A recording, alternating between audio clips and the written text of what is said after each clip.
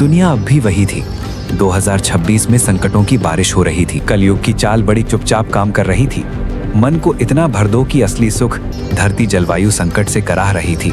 लेकिन लोग मॉल की सेल में टूट पड़े थे, जहां जरूरी चीजें छूट जाती हैं और फालतू दौड़ में जिंदगी गल जाती है। ये कलयुग का जहर है। और दूर से एक डरावनी हंसी, वो हंसी कलयुग की थी। कलयुग आज भी चारों ओर है, मन को खाने वाला, भ्रम फैलाने वाला। क्या यही कलयुग है?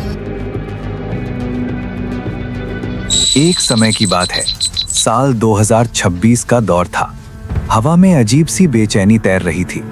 शहर रोशनी से भरे थे, लेकिन लोगों के चेहरे सूने। सब दौड़ रहे थे, पर कोई नहीं जानता था कि कहां पहुंचना है। दिल्ली की उन्हीं चमकती गलियों में रहता था आरव, जवान, मेहनती, लेकिन भीतर से खाली। सुबह आंख खुलते ही उसका हाथ मोबाइल पर जाता।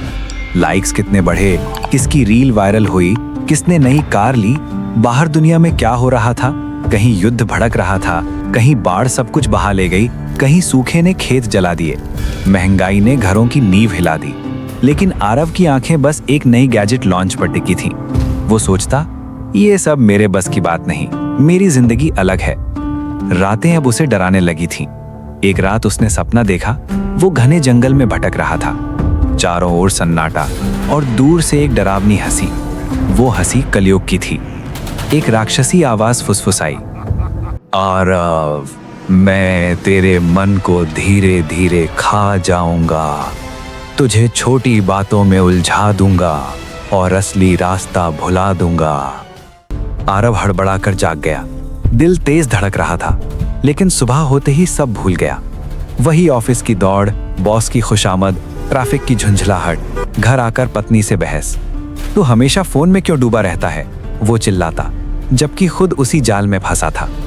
दुनिया में एआई नौकरियां निगल रहा था, लोग भूख से लड़ रहे थे, पर आरव का ध्यान बस एक गेम के हाई स्कोर पर था।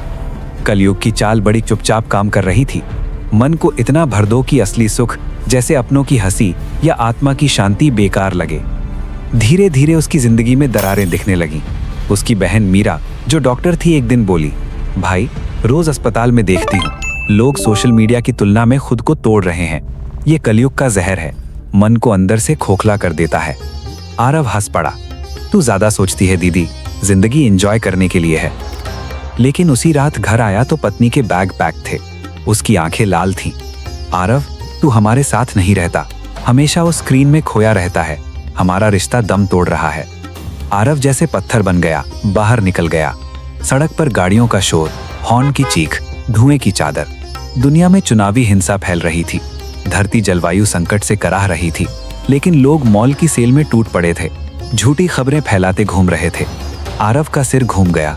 क्या यही कलयुग है, जहां जरूरी चीजें छूट जाती हैं और फालतू दौड़ में जिंदगी गल जाती है?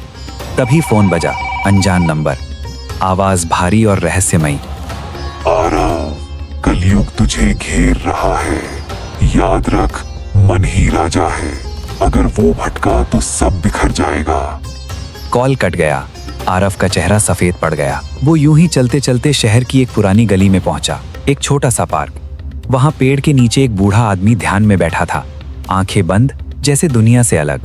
आरव पास बैठ गया और बिना रुके बोल पड़ा। बूढ़े ने आंख खोली और बोला, बेटा, ये कलयुग की माया है, यहाँ मन भ्रम में डूब जाता है। लोग पैसे, नाम और दिखावे के पीछे भागते हैं, पर आत्मा सूख जाती है। बाहर युद्ध हैं, संकट हैं, पर असली लड़ाई भीतर है। आरव की आंखों से आंसू बह निकले। मैं क्या करूं, सब टूट रहा है। बूढ़े ने कंधे पर हाथ रखा। रोज थोड़ा समय निकाल, आंख बंद कर सांस पर ध्यान दे, मन को थाम, अपनों से जुड़, सेवा कर, सच बोल। कलयुग तुझे ललचाएगा, लेकिन अगर तू जागा रहा तो वो हार जाएगा। आरव घर लौटा, पत्नी को गले लगाया, माफी मांगी, फोन एक तरफ रख दिया, परिवार के साथ बैठकर खाना खाया, बातें की, हंसे। दुनिया अब भी वही थी। 2026 में संकटों की बारिश हो रही थी, लेकिन आरव बदल चुका था। कलयुग आज भी चारों ओर है, मन को खाने वाला, भ्रम फैलाने वाला। लेकिन अब आरव जान गया था कि असली जीत बाहर नहीं, भीतर है। और तुम भी जो ये कहानी सुन रहे हो, अगर जिंदगी में तूफान उठे तो बाहर मत भागो, अंदर झांको, शांत हो जाओ।